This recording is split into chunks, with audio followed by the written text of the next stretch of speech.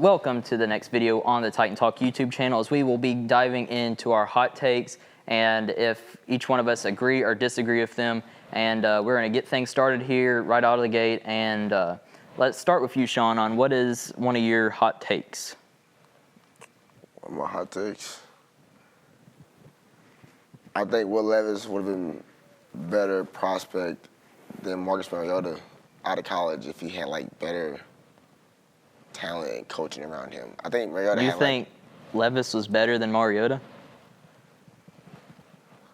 I mean, it's kind of too soon to say that because Levis hasn't played that much. He hasn't played that much compared to Mariota. He's more experienced, obviously. But who was better going out of college, though? I mean, I can't say Levis. You know, he came from Kentucky, and, you know, Kentucky really isn't it's a big school, SEC, yeah. But they never was that talented. But, I mean, we needed a quarterback, so we had to get Levis. And that was a shocking pick. But, Mariota was definitely... He was that guy. He was that guy, for sure. Like, he took us to the playoffs. He threw and caught his own touchdown pass. I did just see that clip. I think I sent it to you like a week ago or something. But I was like, wow. I think he was the first QB to do this. That was insane. So he had his moments here. The fact it counted as a passing and receiving touchdown for him, that's just crazy. Just imagine looking over that stat sheet after that game, seeing Mariota had a receiving and passing touchdown in the same play. Same play. That's just crazy to think about. He's the quarterback. Yeah. So he threw it to himself. Not on purpose, obviously, but yeah. So. Yeah, but I disagree completely with that. I think Mariota would have been way better than Levis. I think Mariota had the better quarterback style, better quarterback play. I think Mariota's still and will be the better quarterback than Will Levis, because I don't think Mariota would be out here flicking the ball to the Bears defenders. So, but I mean, look at the roster difference. That roster back then was way better, way more elite. The O-line was more elite. The O-line was way more elite. Well, we had Hopkins, we had Ridley, we had Pollard. No, I'm talking for Mariota. Are you talking about Mariota's was bad? Yeah. No, that roster was different. It was good. Yeah, it was better than what Levis had. And the coaching. Levis still had decent, though. He still had Henry. He still had, like you said, D-Hop. Mm-hmm. He had, the coaching was way different back then. Like, he had Malarkey at one point. Who? Mariota. He had Lockett? No, Malarkey. Yeah, that was his first year, so, and then Vrabel came to town and just hated Mariota, I guess. Yeah, but still, he had a different roster, different coaching. Yeah. But Vrabel did have Levis for like a season, and, you know, it was just all around bad. But like you said, Levis, it was just like, I don't know what he was doing. Like, He's over here shooting webs like he's Spider-Man or something, I don't know. But moving into the next one, I'm going to go with my hot take. I think Tajay Spears is the better running back over Tony Pollard. It might not be a hot take, but that's just what I'm going to go with. I think Spears has the potential to be a really good running back one for this team and going into the future. That's mine. What's your thoughts on that? I agree with that take. I think Spears is definitely RB1 in the future. Mm-hmm. But, like, you know, when Derrick Henry was here, he was 1 and he was 2. And I love that combo when we had both of them there. Pollard. Just hearing you bring up Derrick Henry just frustrates me because of the fact that the Baltimore Ravens isn't using him because at all. He's so good. Yeah, he's so good. But, I mean, he had his issues there, too, the fumbling. Derrick Henry's fumbled a lot. I think that's part of the team's fault, though.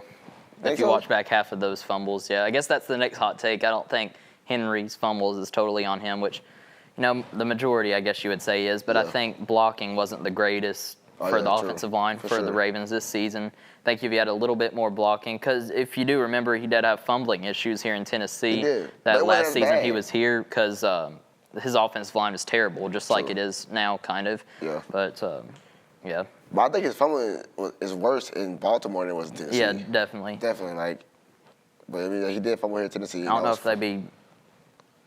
Yeah, I think Derrick Henry's still a go. Like I said, we had him and Spears in the backfield. Pollard, he's cool to have short term, but he's not the long term answer. He's not good at goal line rushing, as you can see. That's why they can't run stupid wildcat play, because they didn't trust Pollard to run the middle, and they don't trust Spears in the middle. I don't know why. So.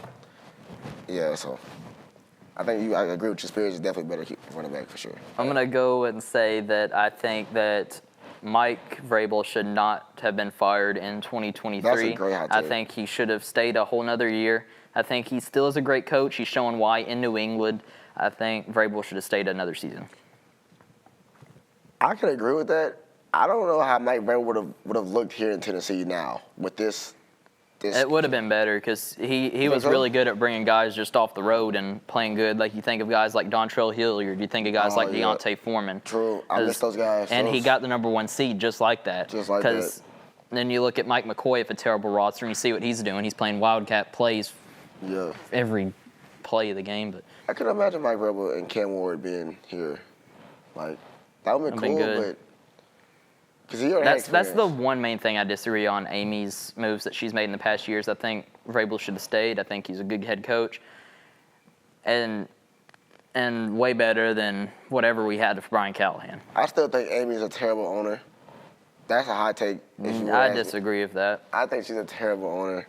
She don't know what she's doing. Like, she's quick to fire everybody. Like, if I was trying to run as a head coach, hypothetically, right? I would not want to apply for the Titans because really, that's another hot take. Look at the ownership. The ownership is terrible. Look at the future of the team, though. We got the #1 overall pick in Cam Ward. We got a new stadium coming to town. We got the most cap space in the NFL. You get a whole new field to play with. You can basically mold your own team here. Listen, all that is amazing on paper, but look what it's showing out there in the field. It's not there. Look at the Colts owners.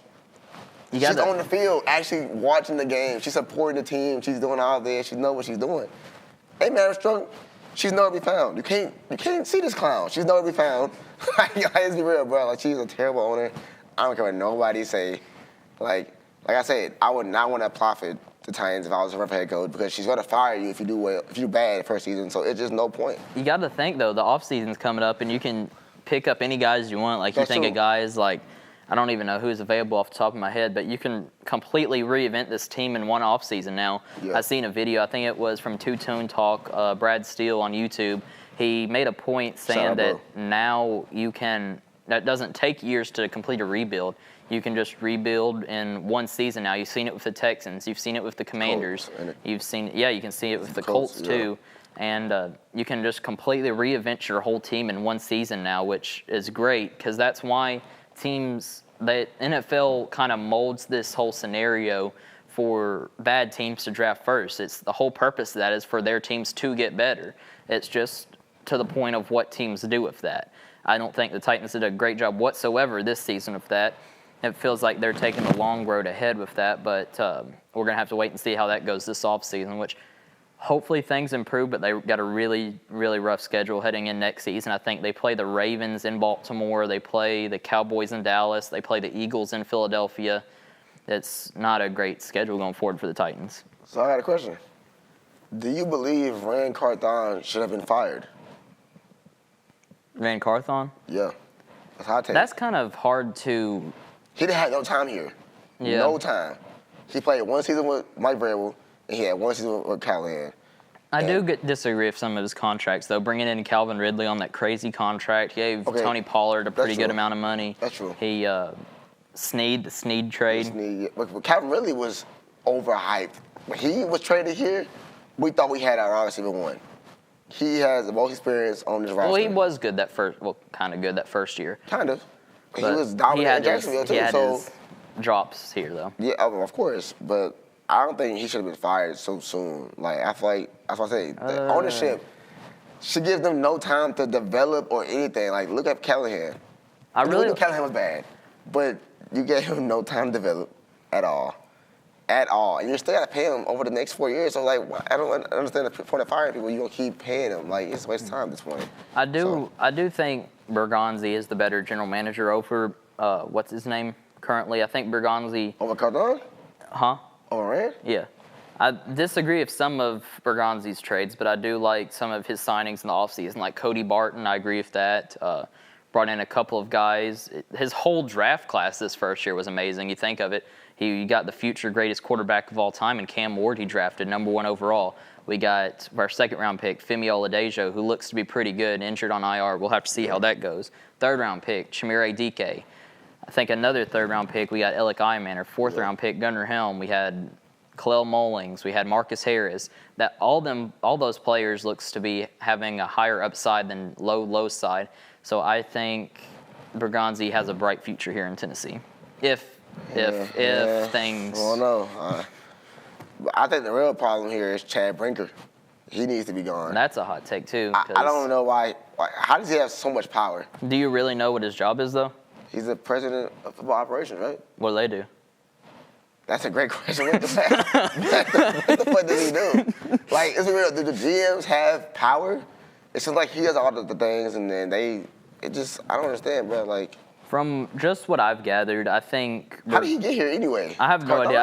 I just seen his name pop up in one article, and I was like, oh, well, that's a guy apparently. I thought Carthon brought him here, and then he got a high promotion, and then he snaked Carthon just to get fired. So I mean, if you're gonna fire Carthon, you should fire him too. So you're a big fan of Carthon, then, aren't you? Carthon came from the Niners. That was a dynasty team. Bergonzi came with the Chiefs.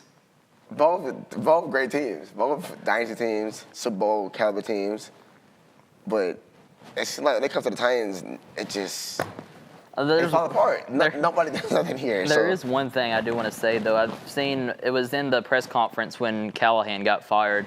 I did say that I think the owner, not ownership, it was, well, I guess you could say ownership.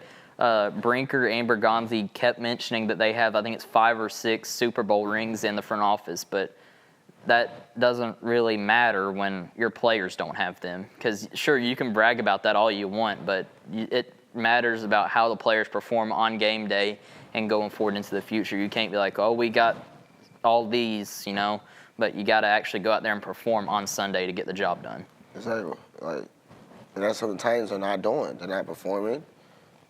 And I'm tired of watching this team just to be miserable and sad and clowned on. It's just ridiculous. We already look at a joke. Yeah. So I forget a new stadium in a few years. Are we going to be the same Titans now? Then? I hope not, but knowing this team, who knows? To follow up on that whole conversation about Brinker, I think from what I'm understanding, I think Brinker's whole job here is to be the owner. I think Amy has just given him full permission to do everything. She just green lights it. I might be totally wrong on that. I think that's what Brinker's job is, if I'm not mistaken. That's what it seems like. And it just seems like he is over head coach, over general manager. He's talking like he is the owner, but he just don't have that title. You don't see Amy at press conferences. Exactly. That's what I'm going to say. You see what he said when they asked about Amy? Oh, I'm representing her. What? Why are you representing Amy? You're the president of football operations, right? You're not an owner, so. Well, what's that do, though? I don't know, man. That job description is confusing, but still, I don't think this is, front office sucks. We're a poverty franchise for a reason. Like everybody says, so, yeah. I do want to thank you guys for watching this video on the Titan Talk YouTube channel, as you will catch us here next time for the Titan Talk podcast, episode 4, as we will be breaking down whatever trades happen between now and then. Chig could be traded, who knows? Everybody on this team could be traded at this point. Yeah, so, we'll just have to wait and see on that, and we will be covering that in episode 4, and as the Titans go into the Texans coming to town in Nashville to take on the Titans. Can the Titans get the job done? We'll have to wait and see. Catch y'all next time. Peace.